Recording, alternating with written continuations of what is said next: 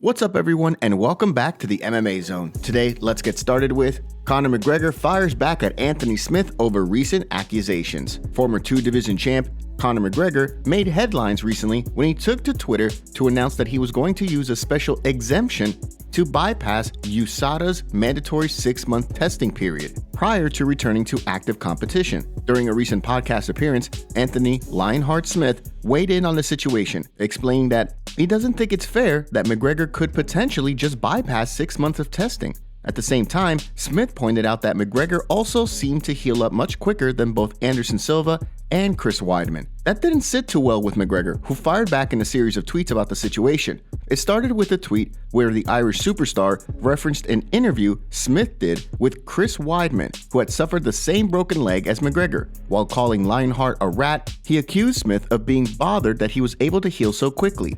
McGregor also took aim at Smith for what many thought was a broken leg in his last fight. After being carried out of the octagon by his team, it turned out that the former title challenger did not break the exclusive club McGregor, Silva, and Weidman are a part of. Everything was fully disclosed before I began. The state of allowance for athletes to recover from injuries as horrific as the one I overcame must be assessed. My thoughts are with Weidman and Anderson Silva. The three of us, and only us, know the severity of this injury.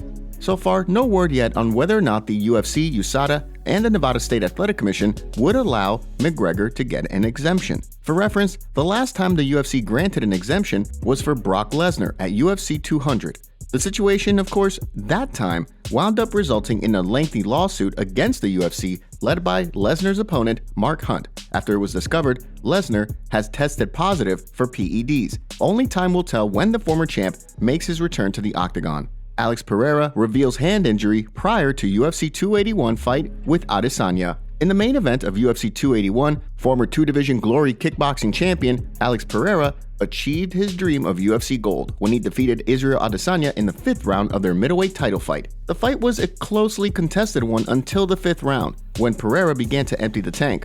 As he pressed the pace and backed the last stylebender against the cage, he started landing clean before eventually putting away the champ and winning the fight. With a rematch inevitably on the horizon, Pereira revealed in an interview that he wasn't able to train the way he wanted to as a result of a hand injury that plagued his training camp. The champ spoke during an interview with ESPN saying, "I didn't train very well for this fight. I could have been better, but I won. I became champion. A lot of people talk nonsense and don't know what was going on. I tore the ligaments. I think I can come back better for this next fight." Pereira also revealed in the interview that he tore ligaments in the middle finger of his right hand leading up to the bout. As a result, he couldn't grapple for 2 to 3 weeks. This has raised questions among the MMA community, given that during the course of the fight, Adesanya was getting the better of the grappling exchanges. So far, it sounds as though a rematch between the two is up next. Adesanya spoke after the fight to reveal that he felt the stoppage was a bit too early, something UFC president Dana White disagreed with. Despite that, White stated that it was only fair for the former champ to get an immediate rematch at the belt he held for so long. According to Pereira, Adesanya should probably take some time off before signing for a rematch. Regardless, he's willing to defend the belt whenever the opportunity presents itself, regardless of the opponent. Jorge Masvidal doesn't think Leon Edwards really wants revenge. When Leon Edwards won the UFC welterweight title by knocking out Kamaru Usman in the 5th round of their highly anticipated showdown, he quickly found himself targeted by the division's top contenders. Naturally, one of the first to call the newly crowned champion out was Jorge Masvidal, the BMF himself. Masvidal believed the time was now for he and Edwards to finally settle their long-standing beef stemming from a backstage scuffle several years ago. Although the pair had been booked to fight once before, things never came to fruition, with Masvidal pulling out as the result of an undisclosed injury. When Masvidal called out the champion, UFC Hall of Famer Daniel Cormier and many others called him out for being out of line, explaining that in the midst of a 3-fight skid, Masvidal has no place getting a title shot. Edwards agreed, saying that if Masvidal could get some wins over top contenders to his name, he would gladly welcome a fight with the BMF. The way Masvidal sees things though, it's all an act. He spoke in an interview with MMA Junkie saying, "That's called blah blah blah. The guy is literally the champion right now. If he told Dana White and the UFC he wanted to fight me, the UFC makes it happen like that. Why? Because I'm the one that sells the most pay-per-views in that entire division by like 4 or 5 times. The numbers are there, proven.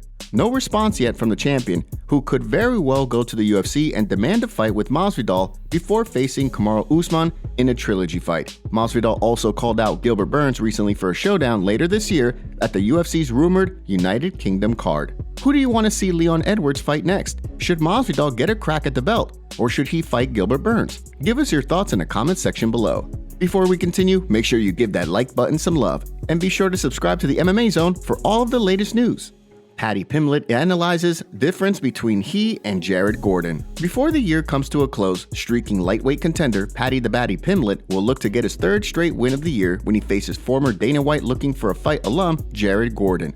With Gordon being an 11-fight UFC vet, the MMA community has been pretty split on who they think takes the fight. According to Paddy the Baddy Pimblett, there are some key differences between he and his opponent. He spoke during a recent interview to explain why he's an incredibly unique opponent for any fighter. With a combination of wild striking and unorthodox grappling, it's hard for opponents to train for him. In a recent video uploaded to his YouTube channel, Pimblett analyzed the difference between he and Gordon, saying, My biggest strength is my unpredictability.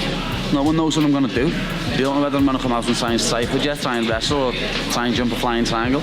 You don't know what my plan is, you know what I mean? Like, I really respect Jared Gordon. He's a very good opponent, he's a tough fighter, but I know what his plan is. I know what he's coming in to do. He does not know what I'm coming in to do. Pimblett will also be looking to return the Scousers to the win column after his longtime friend and training partner, Meatball Molly McCann, was defeated by Aaron Blanchfield on the preliminary card of UFC 281. After he defeated Jordan Levitt this summer, it seemed as though Pimblett was probably done for the rest of the year. Despite that, he got the itch to fight and promptly booked a fight with Jared Gordon. A win could propel the international superstar to new heights after winning 3 straight since signing with the UFC in 2021.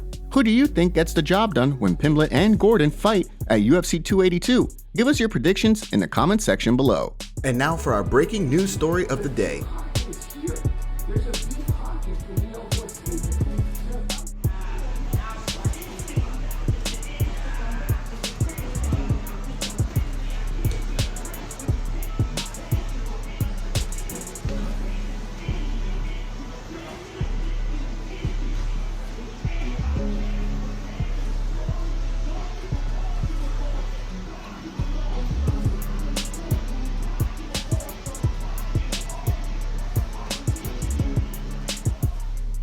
Conor McGregor breaks silence on Artem Lobov lawsuit. Earlier this week, news surfaced that Artem Lobov, the former training partner and friend of Conor McGregor, was suing the Irish superstar for a percentage of Proper 12 whiskey. Lobov claimed that he was the one who talked McGregor and a partner out of doing a vodka and instead creating an Irish whiskey. In his claim, he alleges that he even found deals for McGregor to launch the whiskey brand. Although McGregor offered him $1 million early on for his involvement, he reportedly turned it down like he did when McGregor would offer him money for helping him with training camps. When McGregor sold a massive share of the company recently, Lobov likely didn't get a cut from the sound of things. McGregor broke his silence on the situation recently on Twitter with a voice memo. Artem is a rat, na na na na, hey, na na na na, hey. Artem is a rat, na na na na, hey, rat.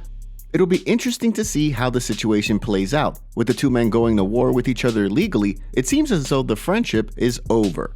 Early on in McGregor's run with the UFC, he used his platform on The Ultimate Fighter to help Lobov become a fan favorite fighter. The two seemed inseparable during the course of training camps and served as primary training partners for each other for their fights. With McGregor beginning his return to the octagon following his gruesome leg break, it sounds as though Lobov won't be part of the camp. Stay tuned for updates as they become available. Thank you so much for joining us today. What do you make of what's going on in the fight world? Make sure to like this video and subscribe to the channel to stay up to date on all the latest news from the MMA Zone. See you next time.